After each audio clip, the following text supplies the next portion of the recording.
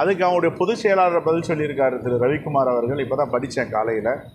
அது அவருடைய உட்கட்சி பிரச்சனை, அதில் காங்கிரஸ் பேரியக்கம் தலையிடுவதற்கு வாய்ப்பில்லை. இரண்டாவது, இந்தியா கூட்டணி எஃகு கோட்டை போன்று வலிமையாக இருக்கிறது. எங்களை பொறுத்தவரை எல்லோரும் ஒற்றுமையாக இந்த பாசிச சக்திகளை விரட்ட வேண்டும்.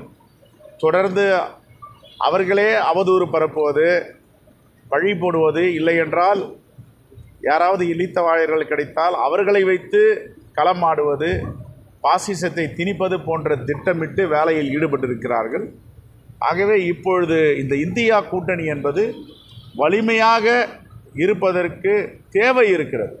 அந்த தேவையின் அடிப்படையில் தான் இந்தியா முழுவதும் ஒருவருக்கு ஒருவர் விட்டு கொடுத்து என்ன பிரச்சனைகள் இருந்தாலும் அந்த பிரச்சனைகளை பின்னுக்கு தள்ளி இந்த தேசத்தை பாதுகாக்க வேண்டும், இந்த ஃபேசிஸ்டுகளிலிருந்து இந்த நாட்டை காப்பாற்ற வேண்டும். அதுதான் முதன்மையான அஜெண்டாவை வைத்து வேலை பார்க்கிறோம். ஒருபோதும் இந்தியா கூட்டணியிலிருந்து ஒருவரும் போவதற்கு வாய்ப்பில்லை. இந்த தேசத்தின் மீது நலன் உள்ளவர்கள் இந்த இந்தியா கூட்டணியை மீண்டும் மீண்டும் மெருகேற்றுவதற்கும் கட்டமைப்பை வலிமைப்படுத்துவதற்கும் உறுதுணையாக இருப்பார்கள்.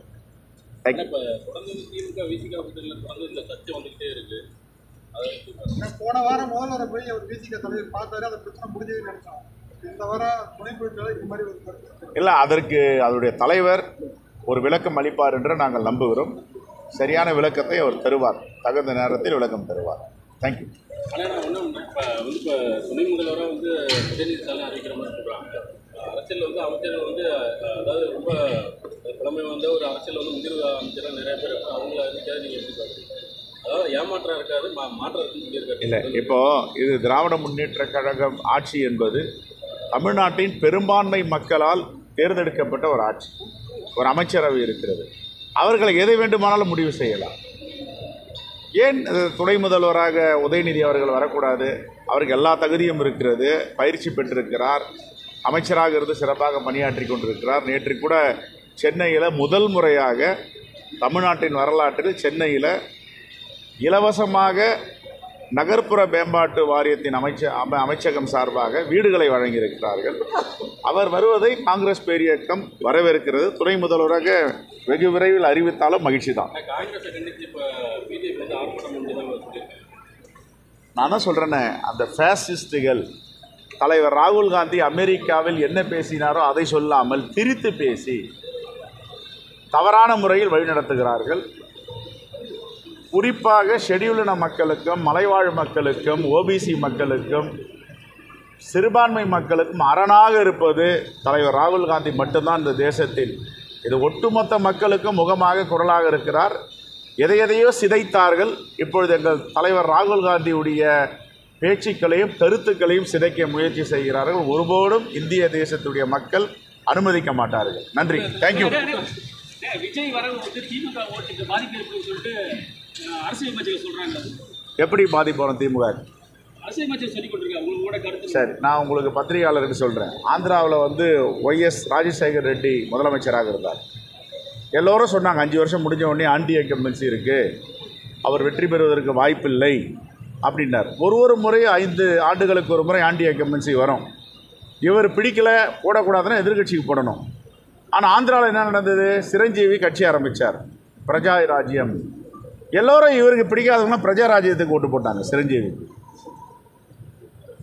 எங்கேயோ எதிராக போகிற ஓட்டு வேறு திசைக்கு மாற்றப்பட்டது. ஆகையால் மீண்டும் ஆட்சிக்கு வந்தார். அந்த நிலை கூட ஏற்படலாம் இல்லையா? உங்களுக்கு தெரியாத ஒன்றும் இல்லை, நீங்களே கணக்கு போட்டு பாருங்க. நான் சொல்கிறேன் இல்லை, இது கடுமையாக மாண்பு முதலமைச்சர் இரும்பு கரம் கொண்டு அடக்கி வருகிறார். காவல்துறையும் சிறப்பாக செயல்பட்டு வருகிறார்கள். இன்னும் சிறப்பு கவனம் செலுத்த வேண்டியதுதான் எங்களுடைய வேண்டுகோள்.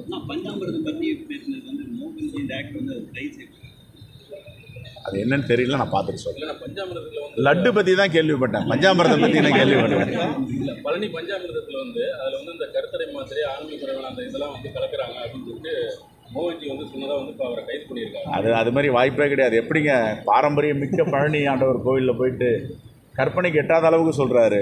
அதுக்கெல்லாம் எவ்வளோ செலவாகும், எப்படி கலக்க முடியும் அதெல்லாம்? அதனால் இன்னும் தேவை இருக்குது.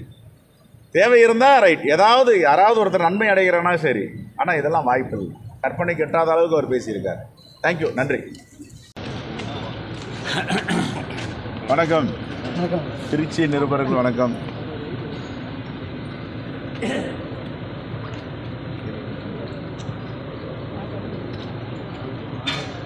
இன்றைக்கு நாமக்கல் திருப்பூர் சுற்றுப்பயணம் திருச்சி வழியாக சென்று கொண்டிருக்கிறோம்.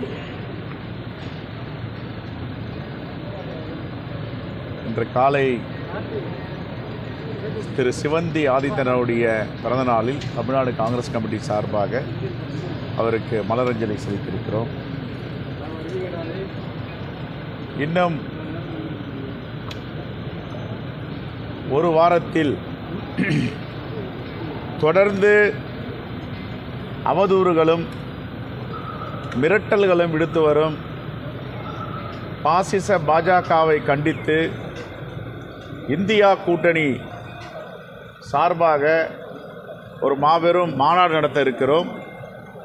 அதில் Dravida Munnetra Kazhagam, CPM, CPI, VCK, IUML, Kongu Nadu Makkal கட்சி, மனிதநேய மக்கள் கட்சி, எங்களுடைய இந்தியா கூட்டணியில் உள்ள அனைத்து தலைவர்களையும் அழைத்து எங்கள் தலைவர் ராகுல் காந்தி அவர்களை பேச விடாமல் மௌனமாக்குவதற்கு முயற்சி செய்து கொண்டிருக்கின்ற பாஜகவை கண்டித்து ஆர்எஸ்எஸ் உடைய திட்டங்களை கண்டித்தும் மாபெரும் மாநாடு நடத்த இருக்கிறோம். அதில் மாண்புமிகு முதலமைச்சர் அவர்களை கலந்து கொள்ள அழைப்பு விடுக்க இருக்கிறோம். ரைட். ஆனால் இப்போ இந்த விசிகா திமுக கூட்டத்தில் வந்து விசிகா இல்லாட்டி வட மாவட்டங்களில் வெற்றி பெற முடியாதுன்னு சொல்லி விசிகா துணை குறித்து அதை நீங்கள் எப்படி பாருங்கள்?